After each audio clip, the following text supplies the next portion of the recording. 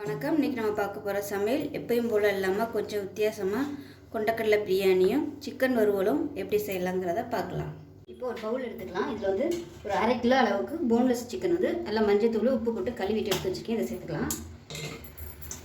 நீங்கள் வந்து போனோட உள்ளது எடுக்கிறதுனால எடுத்துக்கலாம், உங்களோட விருப்பம் தான்.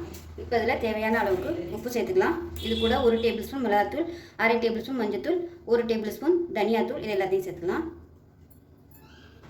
இப்போ இதில் பொடியாக நறுக்குன கொத்தமல்லி கருவேப்பிலையை சேர்த்துக்கலாம். ஃபஸ்ட்டு வந்து இதை மிக்ஸ் பண்ணி விட்டுக்கலாம். ஃபஸ்ட்டு இது வந்து மேலே ஒரு கோட்டிங் வரட்டும். அதுக்கப்புறமா கடலை மாவும் அரிசி மாவும் சேர்த்துக்கலாம். இப்போ இந்த கருவேப்பிலை கொத்தமல்லிலாம் நம்ம லாஸ்ட்டாக சேர்க்கையில் எண்ணெயில் போட்டு ஃப்ரை பண்ணும்போது உதிர்ந்துடும். இப்போ அது வந்து ஃபஸ்ட்டு இதில் சேர்த்துட்டு அதுக்கப்புறமா 2 டேபிள் ஸ்பூன் கடலை மாவு, 1.5 டேபிள் ஸ்பூன் அரிசி மாவு எடுத்திருக்கேன். இப்போ இது மேலாப்பில் நம்ம தூவும் போது எல்லாமே நல்ல ஒரு இது மாதிரி நல்லா பேட்டர் மாதிரி நல்லா ஒட்டிக்கிறோம், நல்லா பிடிச்சிக்கிறோம். அதுக்காக லாஸ்ட்டில் அதை சேர்த்தோம்னா நல்லாயிருக்கும். நல்லா பரட்டி விட்டுட்டு இப்போ இதில் கொஞ்சமாக இஞ்சி பூண்டு பேஸ்ட்டு சேர்த்துக்கலாம். இந்த அளவுக்கு சேர்த்திங்கன்னா போதும். ஏன்னா நம்ம திருப்பி கிரேவியாக பண்ணும்போதும் இஞ்சி பூண்டு பேஸ்ட் வந்து போடுவோம். இப்போ இதில் வந்து 1/2 மூடி எலுமிச்சம்பழம் ஜூஸ் வந்து பிழிஞ்சிக்கலாம்.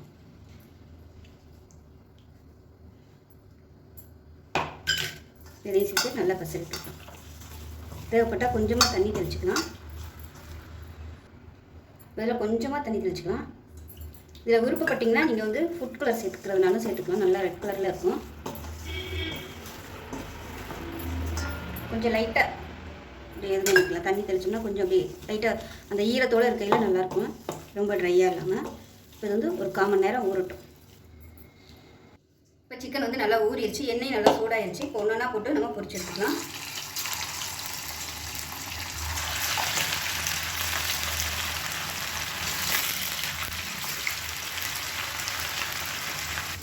இப்போ சிக்கன் வந்து நல்லா வறுபட்டுச்சு. இதை வந்து தனியாக வேறு பிளேட்டுக்கு மாற்றிட்டு மிச்சம் இருக்கிறதையும் இதே மாதிரியே பொரிச்சு எடுத்துக்கலாம். இப்போ சிக்கன் எல்லாமே பொரிச்சு எடுத்தாச்சு. இப்போ வேறு ஒரு கடாயை வச்சுக்கலாம்.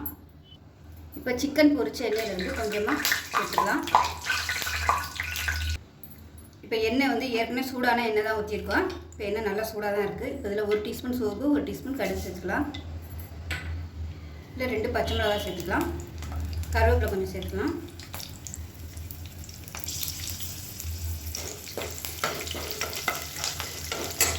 இது கூடவே ஒரு 3 வரமிளகாயை கிள்ளிட்டு சேர்த்துக்கலாம். விதை இல்லாமல் சேர்த்துக்கோங்க. அதே மாதிரியே பூண்டுப்பல் வந்து ஒரு 5 பூண்டுப்பல் பொடியாக கட் பண்ணிவிட்டு சேர்த்துக்கலாம்.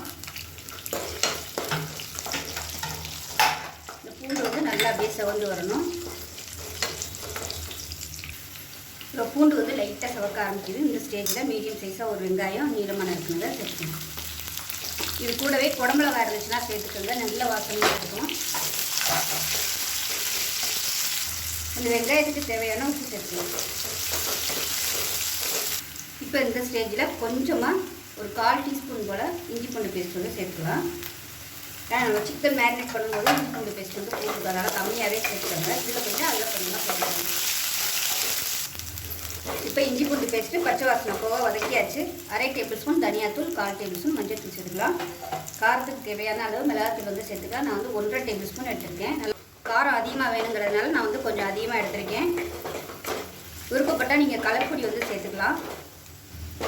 இல்லைன்னா காஷ்மீர் மிளகாத்தூள் வந்து கொஞ்சமாக சேர்த்திங்கன்னா உங்களுக்கு கலர் வந்து நல்லா கிடைக்கும் கிரேவிக்கு. இப்போ இதில் நல்லா ஒரு 3 டேபிள் ஸ்பூன் தயிர் சேர்த்துக்கலாம். நல்லா ஃப்ரெஷ்ஷான தயிராக சேர்த்துக்கோங்க. வந்து அடுப்பு மீடியத்தில் வச்சுட்டு அந்த தயிரோட பச்சை தன்மை போய் நல்லா அப்படியே எண்ணெய் பிரிஞ்சு வரட்டும். இப்போ இந்த ஸ்டேஜில் குடமிளகா சேர்த்திங்கன்னா நல்லாயிருக்கும். இப்போ நல்லா எண்ணெய் பிரிஞ்சு வந்துருச்சு. இப்போ நம்ம வறுத்து வச்சுட்டு சிக்கனை சேர்த்துக்கலாம். சேர்த்துட்டு நல்லா ஒரு பரட்டிக்கலாம். இந்த கிரேவி எல்லாமே நல்லா கோட்டாகிற மாதிரி பரட்டி விட்டுக்கலாம்.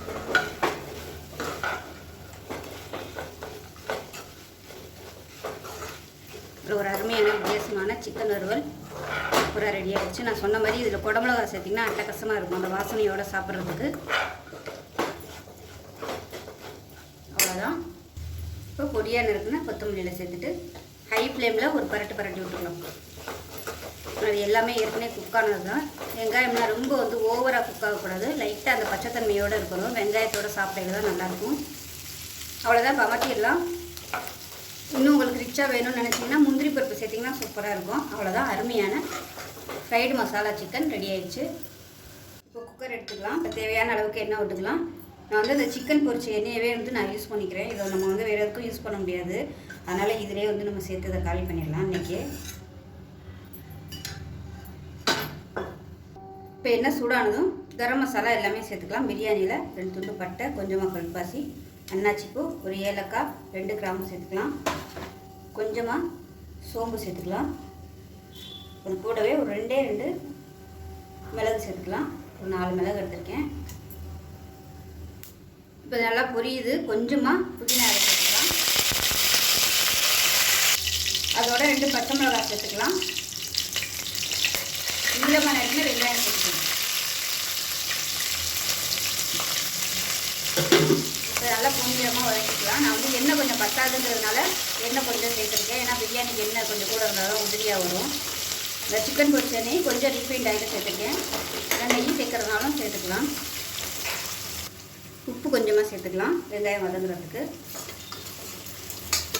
எப்பயும் போல் நல்லா அப்படியே ப்ரௌன் கலரில் வதக்கிக்கலாம். இப்போ வெங்காயம் நல்லா கொஞ்சம் ப்ரௌன் கலரில் வதங்க ஆரம்பிக்குது. இப்போ இதில் பார்த்திங்கன்னா 1/2 கப்பு கொண்டக்கடலை முதல் நாள் நைட்டு ஊற வச்சுட்டு நல்லா ஒரு 5 விசில் விட்டு வேக விட்டு எடுத்து வச்சுருக்கேன். 2 டம்ளர் தண்ணி ஊற்றி நல்லா இந்த அளவுக்கு வேக விட்டு எடுத்துக்கோங்க. இப்போ இது வேக வச்ச தண்ணியை தனியாக எடுத்து வச்சுருக்கிறேன். நான் வந்து இன்றைக்கி 2 டம்ளர் அரிசி எடுத்திருக்கேன். 2 டம்ளருக்கு 4 டம்ளர் தண்ணி. இதில் வந்து 1 டம்ளர் தேங்காய் பால், 1 டம்ளர் வந்து கொண்டக்கடலை வேக வச்ச தண்ணி, 1 டம்ளருக்கு சாதாரண தண்ணி ஊற்றி இதில் 3 டம்ளர் தண்ணி இருக்குது. இன்னும் எக்ஸ்ட்ரா 1 டம்ளர் தண்ணி பார்த்திங்கன்னா அரிசி ஊற வைக்கையில் 1 டம்ளர் ஊற்றிருக்கேன். இது வந்து துளசி ரைஸு. நல்லா கழுவிட்டு நல்லா ஒரு 20 நிமிஷம் ஊற வைக்கிறதுக்காக வச்சுருக்கேன். 1 டம்ளர் தண்ணி ஊற்றி மொத்தம் 4 டம்ளர் தண்ணி. 2 டம்ளர் அரிசிக்கு 4 டம்ளர் தண்ணி வைக்கணும். வெங்காயம் நல்லா சவக்க ஆரம்பிச்சிருச்சு. இந்த ஸ்டேஜில் இஞ்சி பூண்டு பேஸ்ட்டு 1 டேபிள் ஸ்பூன் சேர்த்துக்கலாம்.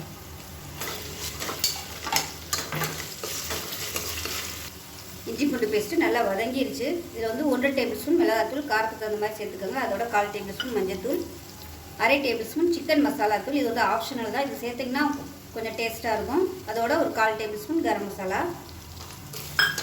இதையும் சேர்த்து வதக்கி விட்டுக்கலாம். அதோட ஒரு கைப்பிடி கொத்தமல்லியில் சேர்த்துக்கலாம். பொடியான ஸ்மெல்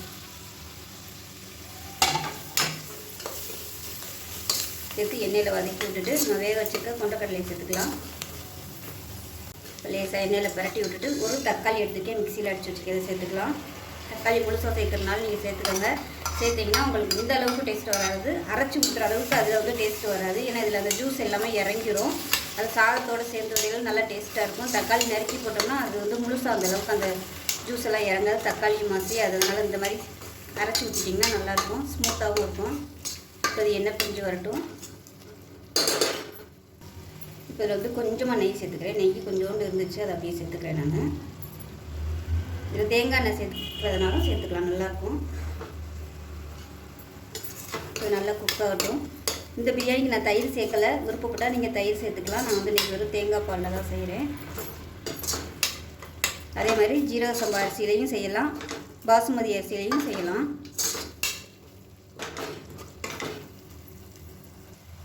இப்போ பாருங்கள், மசாலா வந்து எண்ணெய் வெளியே வர ஆரம்பிச்சிருச்சு. இப்போ நம்ம வேக வச்சு கொண்டக்கடலை சேர்த்துக்கலாம். இது வந்து நான் கிரேவி பண்ணுறதுக்காக கொண்டக்கடலை ஊற வச்சுருந்தேன். ஸோ ஒர்க் அதிகமாக இருந்ததுனால பண்ண முடியலை. அப்படியே தூக்கி ஃப்ரிட்ஜில் வச்சுட்டேன். ஸோ அதான் சரி பிரியாணியை பண்ணிவிட்டு சிக்கனை வந்து ஃப்ரை பண்ணிடலாம் அப்படின்ட்டு 1/2 கிலோ சிக்கனை வாங்கி ஃப்ரை பண்ணியாச்சு. இப்போ இதை கொஞ்சம் நேரம் இந்த எண்ணெயிலே வதக்கிக்கலாம். கொண்டக்கடலை வேக வைக்கும்போது உப்பு சேர்த்துருக்கேன். அதனால் தண்ணி ஊற்றிட்டு நம்ம பார்த்துக்கிட்டு சேர்த்துக்கலாம் உப்பு. ஏன்னா வேக வச்ச தண்ணியிலே உப்பு இருக்கும்.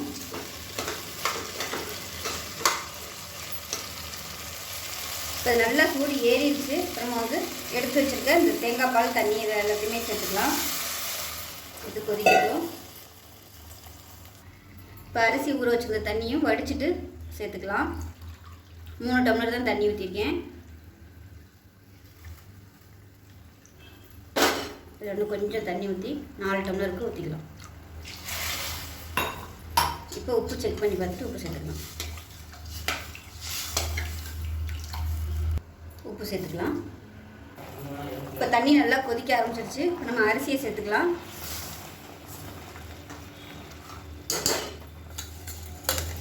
20 நிமிஷம் கண்டிப்பாக ஊற வச்சுக்கோங்க, ஏன்னா அரிசி வந்து விதையாக இருக்கும்.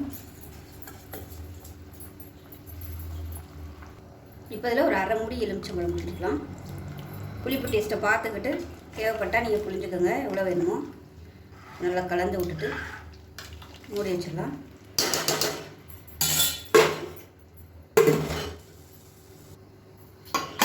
விசில் போட்டு 2 விசில் விட்டுட்டு ஸ்டீம் போனதுக்கப்புறம் பார்க்கலாம்.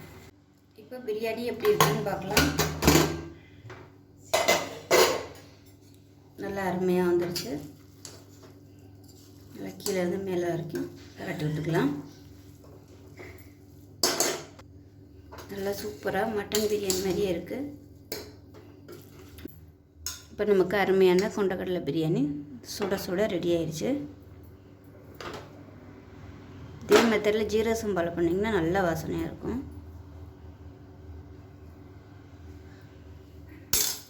அதே மாதிரி சிக்கன் வறுவல் சூப்பராக இருக்குது.